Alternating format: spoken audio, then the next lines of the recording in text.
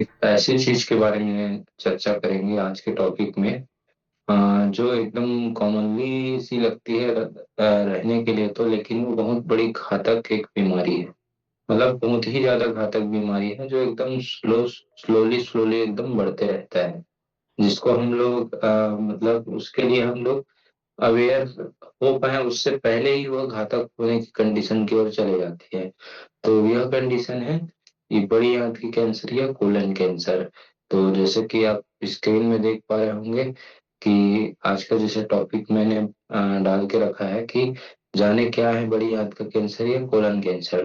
तो चलिए आज हम लोग उसी के बारे में ही आज जानते हैं कि कोलन कैंसर या बड़ी आंत का कैंसर क्या होता है और यह हमारे लिए कितना घातक होता है। अगर इसको हमने मान के चलिए थोड़ा सा भी मतलब ध्यान नहीं दिया, अगर कुछ सिम्टम आ रहे हैं इसके और ध्यान थोड़ा सा भी नहीं दिया हमने, तो ये बहुत बड़ा प्रॉब्लम में हमें डाल सकता है या ये बड़ा रूप लेके हमारे लिए जानलेवा भी साबित हो सकता है। तो इस टॉपिक के बारे में आज बात करते हैं। तो 2020 में आई ग्लोबोकैन की एक रिपोर्ट के अनुसार दुनिया में होने वाली चौथी सबसे आम प्रकार की कैंसर है। और एक अखबार है, बहुत ही फेमस अखबार ग्लोबोकैन, जिसका कहना है कि मतलब अ, दुनिया में चौथे नंबर पर यह जो बड़ी आंत का कैंसर है या कोलन कैंसर है, ये सबसे ज्यादा होने वाली कैंसर है लोगों में। और हैरानी की बात यह है कि सबसे ज्यादा यह युवाओं में हो रही है। आज के जो युवा है, जैसे कि मान के चलिए आजकल जो 18 से जो 45 एज है, ऐसे लोगों में यह बीमारी ज्यादा हो रही है।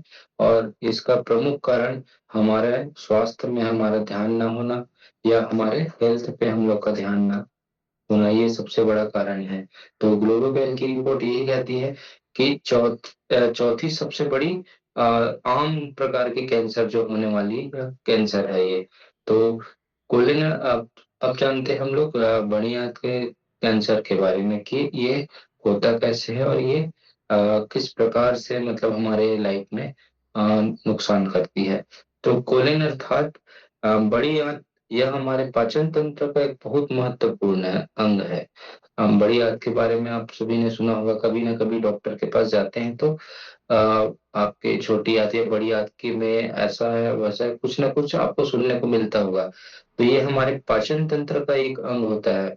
जैसे कि मैंने पिछले क्लास में बताया था कि खाना हम जब भोजन लेते हैं तो भोजन मुंह के थ्रू ग्रास नली से होते हुए स्टमक, फिर छोटी आंत, फिर बड़ी आंत तक जाती है। तो यही वो बड़ी आंत है ना, जो हमारे जो डाइजेस्टिव सिस्टम का एक महत्वपूर्ण हिस्सा होता है। कुछ लोगों में यह कैंसर वाली गांठ बन जाती है, जैसे कि आप स्क्रीन में देख पा रहे होंगे, एक रेड कलर का दिखाई दे रहा है ना। तो इस प्रकार की जब गांठ बन जाती है तो इसे ही कोलन कैंसर के नाम से जाना जाता है। ये अक्सर अधिकतर इसमें होता क्या है कि बड़ी आंत में जो कोलन कैंसर की जो परेशानी है, इसमें क्या होता है कि जो बड़ी आंत में जो वहाँ पे जो ऊतक या कोशिकाएं हैं, वो अवांछित रूप से डेवलप करने लगती है या गांठ का रूप ले लेती है ना। तो यही गांठ का रूप धीरे धीरे जब विकराल रूप में आता है, तो यही एक बहुत बड़े कोलन कैंसर का कारण बनता है। इसके लक्षण पेट की तकलीफों से बहुत मिलते जुलते होते हैं।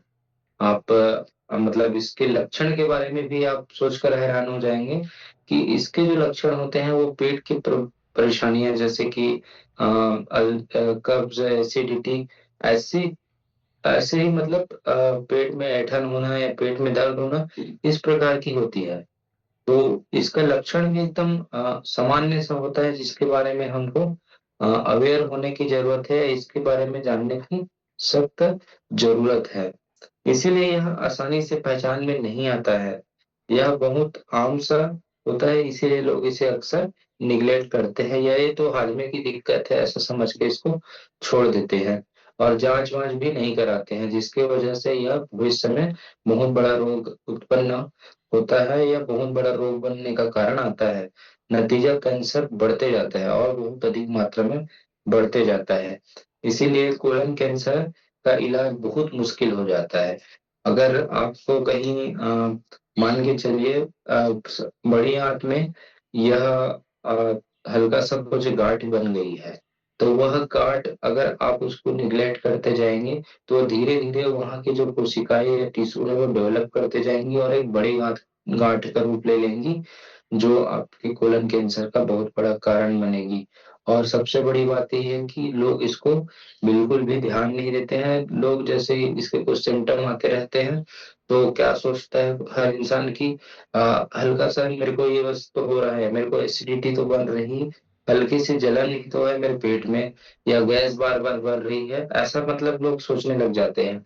लेकिन अगर आप इसके बारे में अगर अच्छे से ध्यान नहीं देंगे तो बहुत बड़े नुकसान का यह कारण बन सकता है। इसीलिए हमारा यहाँ का उद्देश्य भी यही है कि लोगों को छोटी छोटी परेशानियां या छोटी छोटी बीमारियों से बचाने के लिए हम लोग का ये जो हम लोग यहाँ जुड़ते हैं, तो हमारा भी यह प्रयास है कि हम छोटी छोटी जानकारियों को आप तक पहुंचाए ताकि आप अपने स्वास्थ्य के प्रति अवेयर रहें। तो आप जानते हैं कि कोलन कैंसर होता क्या है, मतलब कोलन कैंसर की जो प्रक्रिया है वो होती क्या है। तो कोलन अर्थात बड़ी आंत का कैंसर, यह गंभीर किंतु धीरे धीरे बढ़ने वाली बीमारी है। यह बहुत गंभीर है लेकिन यह धीरे धीरे मतलब स्लोली स्लोली अपने शरीर में डेवलप होते रहती है, जिसका हम लोग को आभास भी नहीं हो पाता है। सबसे घातक बात यह है कि अक्सर बिना किसी खास लक्षण के यह शुरू होता है। इसकी शुरुआत बड़ी आंत में बनने वाली गांठ से होती है जिसे पॉलिप कहते हैं। अब यहाँ पे एक बात आई पॉलिप, है ना। बड़ी आंत में मतलब शुरू होती है और एक पालिप होती है। तो ये पालिप आखिर होती क्या है। तो पालिप अर्थात यही जो छोटी सी जो गांठ बन जाती है ना हमारी बड़ी आंत में, जो जो मैं आपको पिक में दिखा पा रहा हूँ, रेड कलर का आपको लाल रंग का दिखाई दे रहा होगा, तो यही वो पालिप है। तो यही पालिप क्या करता है, धीरे धीरे अपने में ग्रोथ करते जाता है, बढ़ते जाता है, बढ़ते जाता है, और यह एक विकराल गांठ का रूप ले लेता है, जो ठीक नहीं हो सकता, या फिर बाद में वह हमें बहुत बड़े बीमारी में डालता है, जिससे हम लोग कोलन कैंसर के नाम से जानते हैं। लोग इसे नजरअंदाज, इसकी शुरुआती लक्षण को तो ऐसे ही अब मतलब नॉर्मल है, बस ऐसा ही करके ही मतलब इसको इग्नोर करना चालू कर देते हैं, है ना। जैसे कि मैंने पहले बताया। तो अगर किसी को इसके लक्षण अगर आ रहे हैं या ऐसी कुछ परेशानियां आपको भविष्य में अगर किसी को दिखाई दिया हो या दे रहा हो, तो इसके लिए हमको अवेयर होने की जरूरत है। अवेयर क्या होने की जरूरत है कि अगर आपको बार बार ये सिम्टम्स नजर आ रहे हैं, या आपको डाइजेशन से संबंधित समस्याएं हो रही है, या हजमा अच्छा नहीं चल रहा है आपका, या बार बार आपको कॉन्स्टिपेशन की समस्या हो रही है, बार बार आपके डाइजेशन में प्रॉब्लम आ रही है, बार बार आपको अल्सर जैसी परेशानियां आ रही है, या और कुछ पेट से संबंधित जितने भी परेशानियां होती हैं, अगर इनमें से कोई सा भी परेशानी आप नजर आ रही है, तो आपको बिल्कुल अवेयर हो जाने की जरूरत है, और हमें इसके बारे में सोचने की जरूरत है, या फिर इसकी जांच कराने की भी जरूरत है। अगर थोड़ी बहुत सिम्टम आ रही है तो थोड़ी बहुत सिम्टम आ रही है तो बिल्कुल भी उसको ये ना सोचे कि नहीं ये तो नॉर्मल सा बात है, एक दिन में ठीक हो जाता है। फिर ऐसी प्रक्रिया प्रक्रिया चलते रहती है, और हम ये सोचने लगते हैं कि बस ये तो एक गैस है, यह तो बस एसिडिटी है, बस मेरा हाजमा तो ऐसे ही लगभग कुछ दिन में ऐसे ऐसे खराब होते रहता है, क्योंकि मैं खाना पीना अच्छे से नहीं खाता हूँ। तो इसके बारे में बहुत ज्यादा जानने और समझने और सोचने की जरूरत है कि हमें इसके बारे में जानना आवश्यक है। उसके बाद में अब इसके कारण के बारे में जानते हैं। तो जैसे कि मैंने पहले बताया कि यह जो बीमारी का कारण हो रहा है, ये ज्यादातर युवाओं में हो रहा है ना। युवाओं में हो रहा है मतलब आजकल के जो युवा जनरेशन है उनमें ज्यादा हो रहा है। अब पहले के लोगों में तो ये सारी परेशानियां देखने को नहीं मिलती थी, या बहुत कम बात थी कि अ, पुराने लोगों में यह कम तौर पे दिखाई देती थी। लेकिन आज की ऐसे युवा पीढ़ी में ऐसा क्या हो चुका है कि युवाओं में यह प्रॉब्लम ज्यादा दिखाई दे रही है। इसका क्या ठोस ऐसा कारण है जिसकी वजह से मैंने जो कहा कि युवा में बहुत ज्यादा मात्रा में हो रही है ना? तो बच्चे या बुजुर्गों में क्यों नहीं हो रही है? तो इसका सबसे बड़ा रीजन है हमारा आज का जो जीवन शैली है या दिनचर्या है। तो सबसे बड़ा कारण है इसका लाइफ स्टाइल, है ना? तो इस लाइफ स्टाइल के बारे में हम लोग रोज प्रतिदिन बात करते रहते हैं, हमारे इस वर्चुअल क्लास में भी और फिजिकल क्लास में भी हम लोग बात करते रहते हैं। तो सबसे बड़ा कारण है लोगों का लाइफ स्टाइल।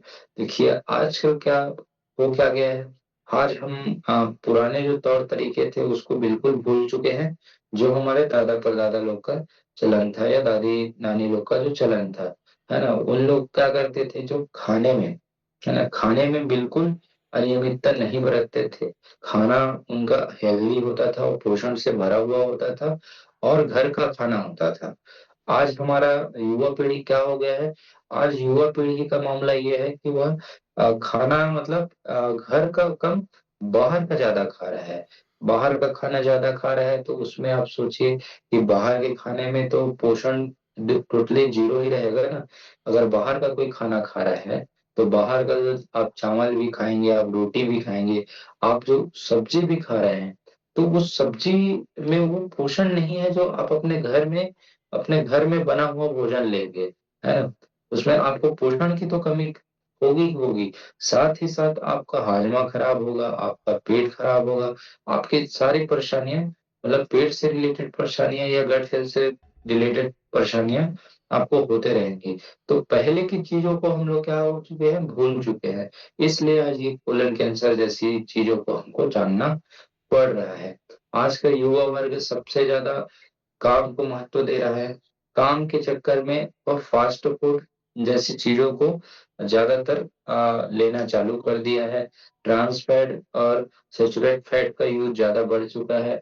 लोगों को जल्दबाजी है ना, कि हम अपने खाने में ध्यान नहीं दे रहे हैं। कोई भी युवक खाने में ध्यान नहीं दे रहा है और अनियमित रूप से अपना खान पान मतलब उसका कोई खाने पीने का भी ठिकाना नहीं है, जैसे कि लंच टाइम का, डिनर टाइम का या फिर ब्रेकफास्ट का कोई ठिकाना नहीं है।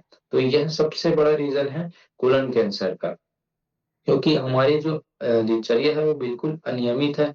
अनियमित होने की वजह से हमारे हमारे हमें तो पोषण युक्त खाना नहीं मिल पा रहा है। दूसरा चीज, हमें अच्छी नींद नहीं मिल पा रही है, हमेशा स्ट्रेस में रह रहे हैं, है ना? तो ये स्ट्रेस और अनियमित दिनचर्या की वजह से धीरे धीरे हमारा हाजमा और गट हेल्थ खराब हो रहा है। और धीरे धीरे यह गट हेल्थ खराब होते होते ये आगे चलकर अल्सर और ये कोलन कैंसर का कारण बढ़ रहा है। तो सबसे पहला रीजन है इसका लाइफ स्टाइल। अब दूसरा एक और रीजन होता है जो आमतौर पे ज्यादा नहीं होता है, पर अगर किसी के घर में ऐसा स्थिति बनता है, या आप इसको दूसरा कारण आप जेनेटिक ले सकते हैं।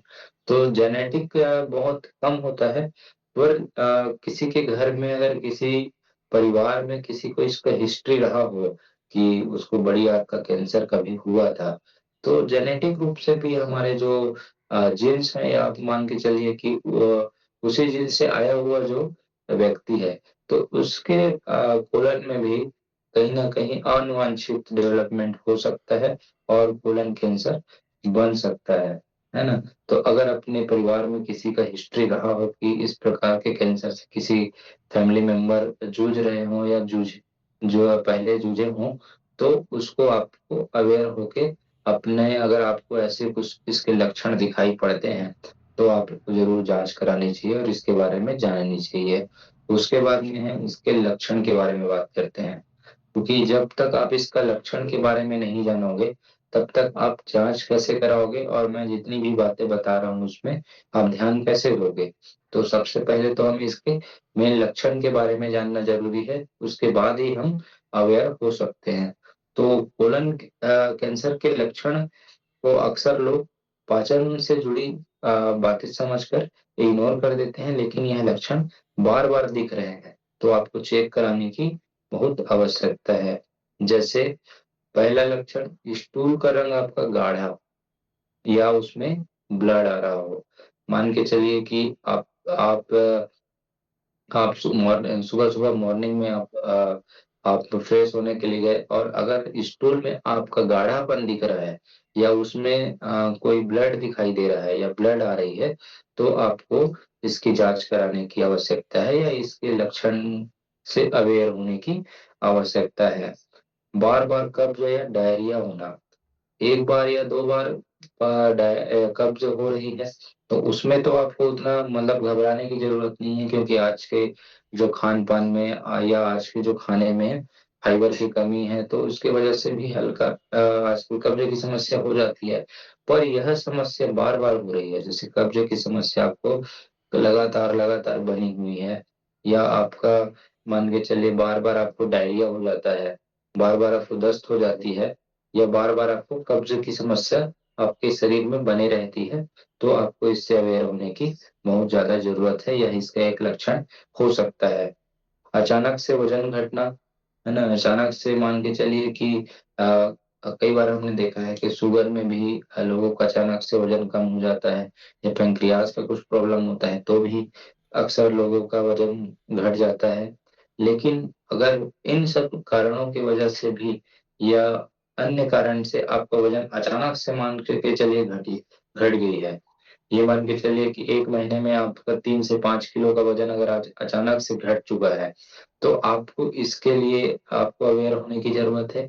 साथ ही साथ वजन घटने के बाद में अगर कब्ज या डायरिया जैसी जो समस्या बताएं, अगर वो भी आपको अगर हो रही है, तो आपको कोलन कैंसर के लिए अवेयर होने की आवश्यकता है।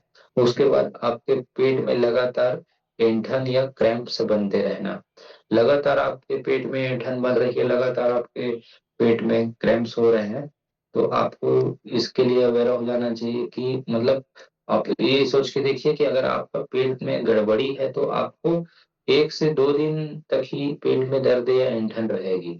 लेकिन आपको लगातार लगातार बार बार अगर ये ऐंठन जैसी समस्याएं आ रही है आपके पेट में, आपके शरीर में अगर ऐसी समस्या हो रही है, तो आपका यह लक्षण हो सकता है कि आप कोलन कैंसर की ओर आगे बढ़ रहे हैं। तो इसके लिए भी आपको अ, मान के चलिए अवेयर होने की जरूरत है, क्योंकि बार बार आराम करने के बाद भी अगर यह दर्द नहीं जा रही है, या बार बार मेडिसिन, एक दो मेडिसिन खाने के बाद में भी अगर दर्द नहीं जा रही है, या फिर से मेडिसिन लेने के बाद में आपको दर्द होते जा रही है, तो आपको इसके बारे में अवेयर होने की जरूरत है और इसको जांच करवाने की जरूरत है। अगर आपको इसमें से कोई भी लक्षण दिखे, तो तुरंत आपको इसकी जांच करानी चाहिए, है ना?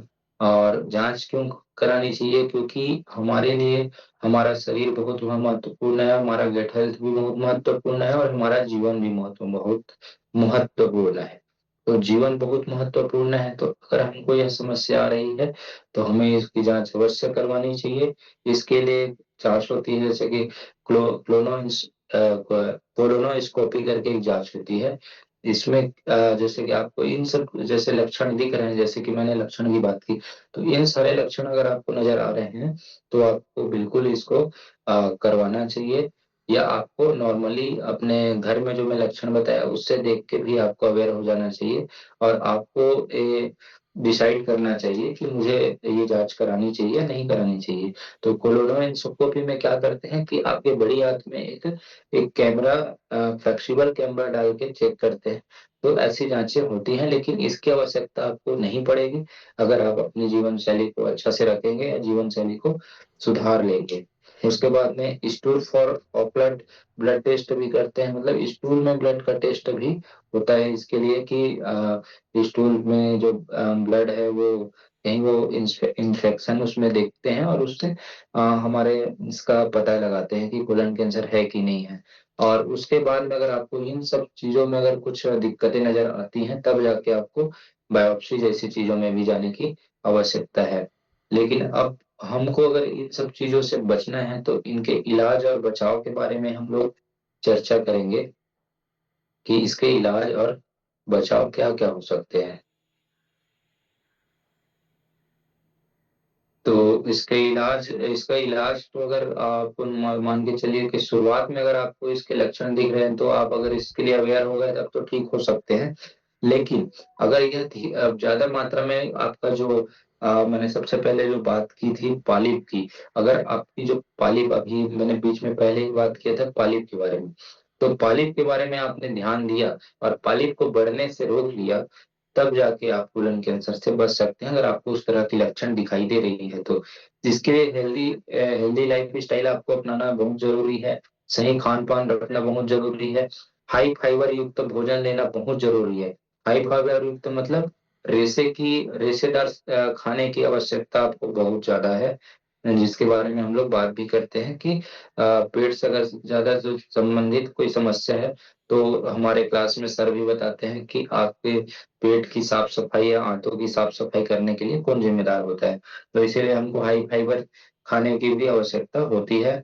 फिजिकल एक्टिविटी की भी बहुत जरूरत है, अर्थात जो मिथिलेश सर हमें रोज रोज कराते हैं, योग करने की आवश्यकता है, आपको एक्सरसाइज करने की आवश्यकता है।